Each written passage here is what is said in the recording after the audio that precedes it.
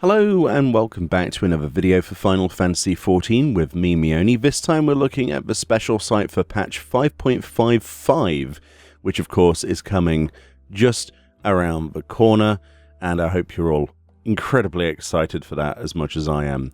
Well, they've added stuff to the special site, as you can see, and this is related to, of course, part 2 of the storyline. We had part 1 before, but this comes with part 2, and there's some interesting pictures.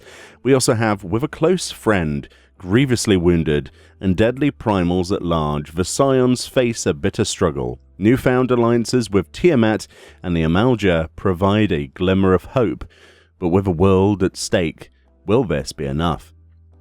Very good question. Also introducing the fact then, on his first image, that we have Estinian as a member of the Scions of the Seventh Dawn. This leads into Endwalker, where we'll be able to use him as a trust, and he becomes a permanent member for the foreseeable. We've got Alphino and Alice, we've got Y'shtola, Orianne J, obviously Thancred, G'rahatir, and yourself, right there.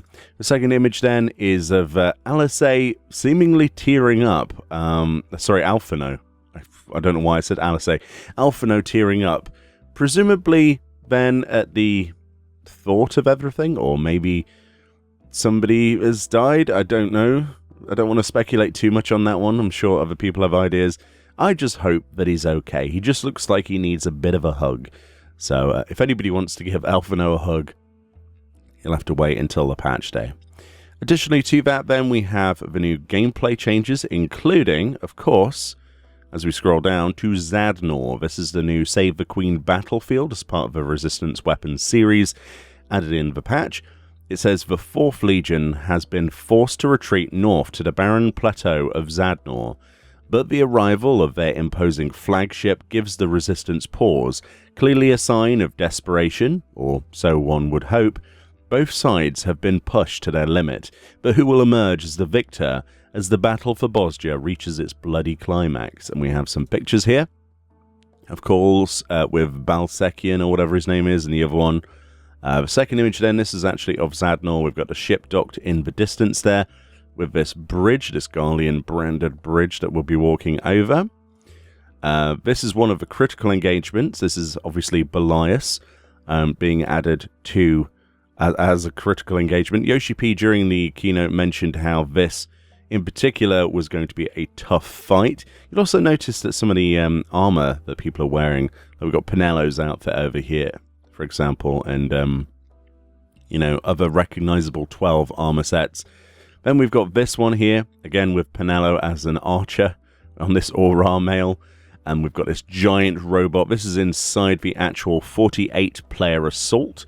Of course, much like Castrum Lacus Latore, which was an assault critical engagement as part of the Bosnian Southern Front, it seems Zadnor has its own version of that, a 48-player, and this is one of the bosses in there.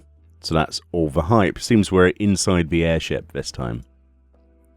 This then is the armor sets, as you can see, that a lot of people were pretty hopeful for. They are loosely based on, obviously, Final Fantasy XII, and we've got, what, Barsh over here, we've got Larsa or Lamont or whatever, we've got Penello.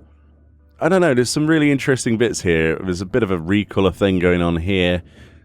I don't see Ash's outfit or anything like that from Final Fantasy XII, but I'm pretty hyped rather, to get some of these sets. I do like this set, actually. I really do like this with the open chest, but of course that's probably not going to look like that on a female. In fact, we've got a female here.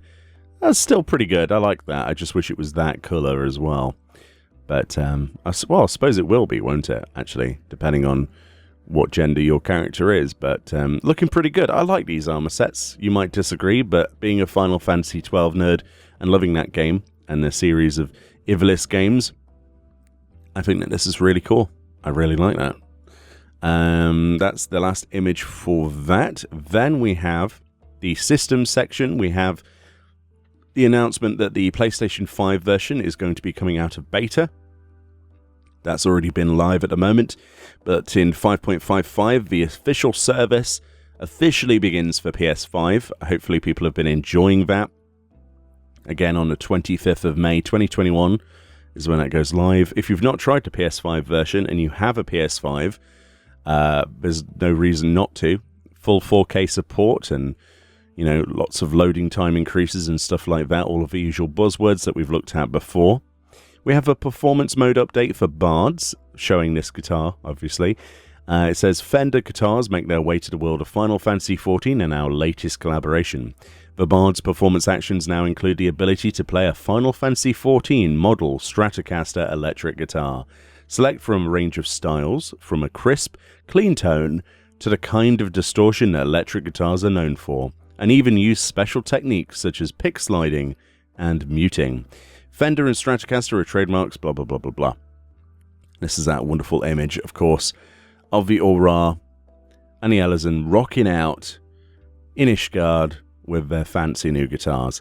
And I believe there's also going to be a housing item that you can get for MGP that hangs on your wall. This actual guitar, you can get a housing item with MGP from a gold saucer, so that's pretty hype as well in 5.55. We also have, obviously, an update to New Game Plus, including the stuff that we'd previously looked at. The Sorrow of Whirlite storyline is completely completed now. Tales from the Shadows, main scenario quests from patch 5.4 to 5.55, and Your Hard Dark Apocalypse as well. Speaking of Your Hard Dark Apocalypse, there's supposed to be the final quest for that added, but if you've been doing those weekly, as well as the rewards for stuff like Triple Triad, so that's going to be pretty cool. And we've got some images here, obviously, Sorrow of Whirlite against Sapphire. There's the actual user interface showing you what it looks like. If you've never played New Game Plus, and you've been one of those people that just keeps creating characters, consider it. It saves you quite a bit of time in the long run, but yeah. Also down here then, apart from that, we've got some new emotes, they say, new gestures and poses, but this is the one picture that they have, where you clasp your hands together in kind of like an Eastern, it's almost like an Eastern greeting, but it's kind of like a, almost agreeing with, without seeing this in motion. I'm not sure if this will be, I don't know, I'm not sure, is this going to be a persistent emote, or is this going to be a static, once press sort of emote? Who knows? Personally, I would like to get this emote in the background of this particular character holding up a letter and going, hey ye, hey ye. I think that's actually something I would prefer. I'm not sure if that even, is that NPC always there in Kagane? If not, that might be a hint at another emote, but I want that one more than I want this one. But very cool regardless. And then if we scroll down, we've got all of the artwork as well. Which also includes this. I'm not sure what this is pertaining to, but this appears to be a... Is this a sword? Is this a gun lance? What is this? This thing is amazing looking, and that armor... This will probably be one of the bosses, maybe? In Zadnor? Is this the head of the 4th Legion or something? Is this the armor? I'm thinking it might be. It's very cool, though, isn't it? Very cool. You've got that, definitely got that Garlean thing going on now. We've got pictures, obviously, of Alphino looking upset and the rest of it. And we've got the guitar picture. But let me know what you think you're most excited for. Personally, I think the armor sets are pretty good. I think that's the biggest thing to take from this. I'm very excited to see what the final weapon versions look like, whether they're glowy or not, but their stats are supposed to be superior to that of Eden's Promise on Savage mode, so I'm looking forward to getting those as well. I'm currently working on all 17. I'm not sure what possessed me to do that, but since we have 6 months before Endwalker, it's a very high likelihood that I'll probably finish all the weapons by then. But anyway, let me know what you are most excited for in 5.55. Let me know below. Try to keep it civil in the comment section. I know that's hard sometimes for some people. And I'll see you all next time.